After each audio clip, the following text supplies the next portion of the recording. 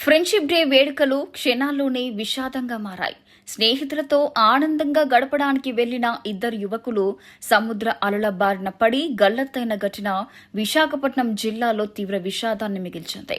విశాఖపట్నం పేద గంట్యాడ మండలం పరిధిలోని పాత గంగవరం బీచ్లో ఈ ఘటన చోటు చేసుకుంది. గల్లంతైన వారిని రాము, నీతుగా గుర్తించారు. ఫ్రెండ్షిప్ డే సందర్భంగా 7 స్నేహితులు కలిసి గంగవరం బీచ్కు వెళ్లారు. ముందుగా సమీపంలోని ఆలయాన్ని దర్శించుకొని అనంతరం సముద్ర తీరానికి చేరుకొని ఫోటోలు, వీడియోలు తీసుకుంటున్నారు. ఈ క్రమంలో సముద్ర తీరంలోని రాళ్లపై నిలబడి ఉండగా ఒక్కసారిగా భారీ అలలు విరుచుకుపడ్డాయి.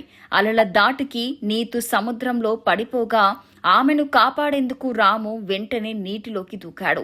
అయితే సముద్రంలో ప్రవాహం తీవ్రంగా ఉండటంతో ఇద్దరు అలల్లో కొట్టుకుపోయి గల్లంతయ్యారు.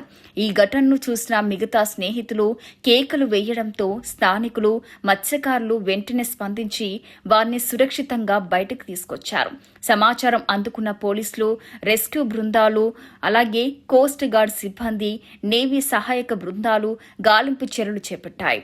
చీకటి కారణంగా నిలిపివేసిన సెర్చ్ ఆపరేషన్ను ఈ ఉదయం నుంచి డ్రోన్లు, బోట్లు, అలాగే ఈతగాల సహాయంతో మళ్లీ వేగవంతం చేశారు.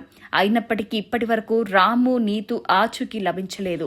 స్నేహాన్ని సంబరంగా జరుపుకోవాల్సిన రోజే ఇలాంటి విషాదం చోటు చేసుకోవడంతో బాధిత కుటుంబాల్లో తీవ్ర విషాదం నెలకొంది. తమ పిల్లలు క్షేమంగా తిరిగి వస్తారన్న ఆశతో కుటుంబ సభ్యులు బీచ్ వద్ద ఆవేదనతో ఎదురుచూస్తున్నారు.